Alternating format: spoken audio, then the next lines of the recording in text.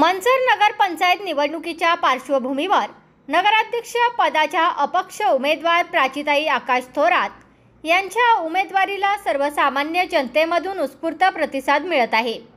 संजय थोरात यांनी कोणत्याही पदाची अपेक्षा न करता समाजसेवेसाठी 7 वर्ष स्वतःला समाजसेवेमध्ये वाहून घेतले।